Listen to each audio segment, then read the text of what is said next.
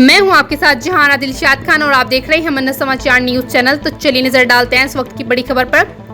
प्रयागराज अखाड़ा परिषद के अध्यक्ष महेंद्र नरेंद्र गिरी की आत्महत्या के बाद पूरे संत समाज सहित देश में शोक की लहर है। उनकी आत्महत्या के बाद जानकारी देते हुए UP police ADG law and order Prashant Kumar ने बताया कि महेंद्र गिरी की आत्महत्या की सूचना उनके शिष्य बबलू ने फोन पर पुलिस को दी। इसके बाद जब पुलिस मौके पर पहुंची तो उनके शव को उतारा जा चुका था और नीचे रखा हुआ था। पुलिस के अनुसार दोपहर का खाना खाने के बाद अपने कमरे में आराम करने महेंद्र नरेंद्र गिरी गए थे। इसके बाद करीब 3:30 बजे वे कमरे से बाहर आ जाया करते थे, लेकिन शाम के 5 बजे तक जब वे बाहर नहीं आए तो शिष्यों को शक हुआ और उन्होंने दरवाजा खटखटाया, लेकिन उन्होंने दरवाजा नहीं खोला। इसके बाद उनके शिष्यों ने कमरे का दरवाजा तोड़ा और अंदर घुसे तो देखा कि महेंद्र नरेंद्र गिरी ने नायलॉन की रस्सी से फंदा बनाया था और पंखे से लटके हुए थे। शिष्यों ने तुरंत फंदे से उतारा, लेकिन तब तक उनकी मौत हो चुकी थी। इसके बाद उनके शिष्य बबलू ने पुलिस को फोन किया। प्रशांत कुमार ने बताया कि जब पुलिस मठ पे पहुंची तो नरेंद्र गिरी की मौत हो चुकी थी और उनका शव नीचे रखा हुआ था। मौके से एक सुसाइड नोट भी बरामद किया गया है। किसी तरह की फोर्स एंट्री नहीं। पुलिस के अनुसार नरेंद्र गिरी के कमरे में किसी भी तरह की फोर्स एंट्री के निशान नहीं मिले। इससे प्रथम दृष्टया ये मामला सुसाइड ही लग रहा है। हालांकि पुलिस हर पहलू से मामले की जांच कर रही है और फोरेंसिक टीम भी साक्ष्यों की पड़ताल कर रही है। वहीं सुसाइड नोट की पड़ताल की जा रही। फोरेंसिक टीम ये पता लगाने पर जुटी है कि सुसाइड नोट में हैंडराइटिंग नरेंद्र गिरी की है। कल होगा पोस्टमार्टम। पुलिस के अनुसार अब महेंद्र नरेंद्र गिरी का पोस्टमार्टम मंगलवार को डॉक्टरों के पैनल से करवाया जाएगा। वहीं एफआईआर के संबंध में एडीजी प्रशांत कुमार ने बताया कि शिष्यों की तरफ से तहरीर मिलने के बाद एफआईआर दर्ज की जाएगी। यदि शिष्यों की तरफ से तहरीर नहीं मिलती है तो उसकी दशा में उचित धाराओं में पुलिस खुद ही एफआईआर दर्ज करवाएगी।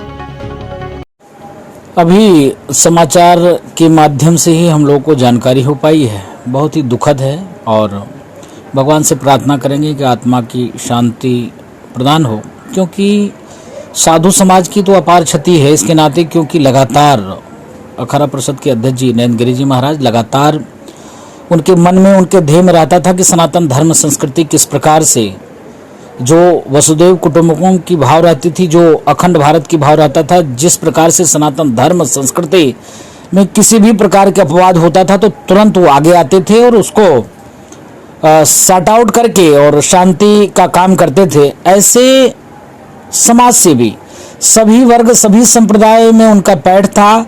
सभी संप्रदाय के लोग उनको मानते थे, सभी वर्ग के लोग भी मानते थे, यहाँ तक कि अन्य धर्म के भी लोग उनको मानते थे।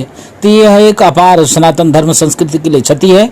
हम लोगों में अपार पीड़ा है, दुख है, और इस दुख की घड़ी में मैं भगवान से प्रार्थना करता हूँ उनके जो शिष्य हैं उनको और उनके जो भक्त हैं, जो उनके मानने वाले हैं, सबको भगवान शांति प्रदान करें, उनको स्वस्थ और सुरक्षित रखें, यही कामना है। अखाड़ा परिषद के अध्यक्ष श्री नरेंद्र गिरी जी की जो बारे में सूचना अभी आई है वो बड़ा ही मर्माहत करने वाला है।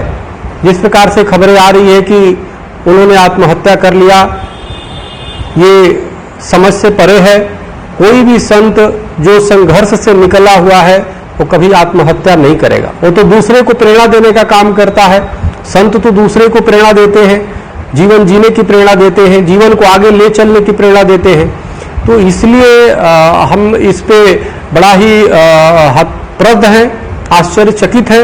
ये संत समाज का बहुत ही अपार सनातन धर्म का एक बहुत बड़ा क्षति है। तो इस बहुत बड़ा दुखद समाचार है।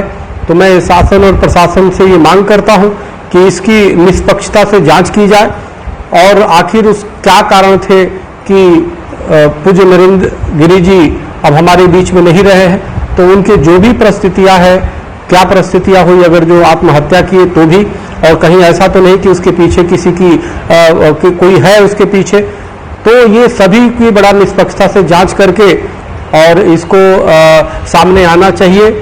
ये बहुत ही हमारे जो सनातन धर्म का बहुत बड़ा क्षति हुई है, जिसको अपूर्णीय क्षति है, इसकी जितनी भी हम चाहे पूरा नहीं कर सकते, क्योंकि श्री नरेंद्र गिरी जी द्वारा हमेशा राष्ट्र रक्षा, धर्म रक्षा, गौ रक्षा और सनातन धर्म और आतंकवाद के खिलाफ हमेशा आवाज मुखर किया जाता रहा है। हम लोग कई बार चैनलों पर एक राष्ट्र रक्षा के लिए आदमी आवाज उठाता रहता है, चाहे पालघर की घटना हो, चाहे संतों की रक्षा की बात हो।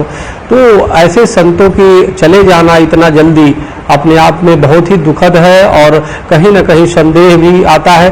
तो इसलिए मेरी हाथ जोड़ करके करबद्ध प्रार्थना है कि शासन प्रशासन से कि उनकी इस मौत की निष्पक्षता से जांच करें। धन्यवाद। हरिओम। राम राम।